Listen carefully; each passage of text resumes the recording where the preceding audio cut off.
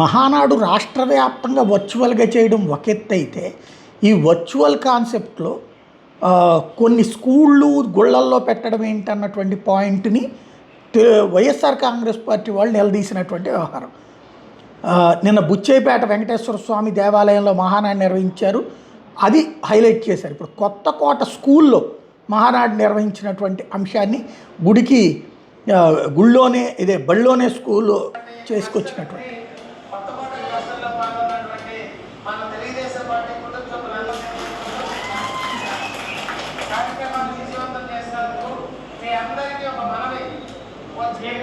అన్ని కూడా ఏర్పాటు చేశారు. కాబట్టి మన పెద్దలు జాతీయ తెలుగుదేశం పార్టీ అధ్యక్షులు నారా చంద్రబాబు నాయుడు గారు, జాతీయ తెలుగుదేశం పార్టీ కార్యనిర్వాహక అధ్యక్షులు నారా లోకేష్ బాబు గారు, మన కుటుంబ పెద్దలు అందరూ కూడా మాట్లాడతారు. కాబట్టి వారిచ్చిన సందేశాన్ని మనం విని ఆ విషయాలన్నీ కూడా గ్రామంలో మనం మాట్లాడడానికి వింటే మనకు అవకాశం ఉంటుంది.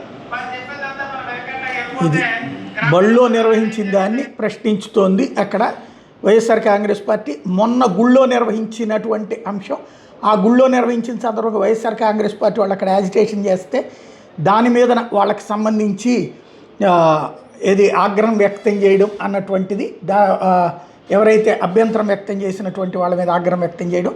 అనకాపల్లి జిల్లా బుచ్చేపేట వెంకటేశ్వర స్వామి దేవాలయంలో మహానాడు పెట్టారు, దేవాలయానికి తాళం వేసి మహానాడు నిర్వహణ పెట్టారంటూ దేవాలయం చుట్టుపక్కల టీడీపీ జెండాలు ఫ్లెక్సీలు ఏర్పాటు చేయడం, దానికి భారీ స్క్రీన్ ఏర్పాటు చేసినటువంటి నేపథ్యంలో దాని మీద వాళ్ళు ఆగ్రహం వ్యక్తం చేసినటువంటి అంశం వరుసపెట్టి వీటిని హైలైట్ చేస్తుంది వైసీపీ.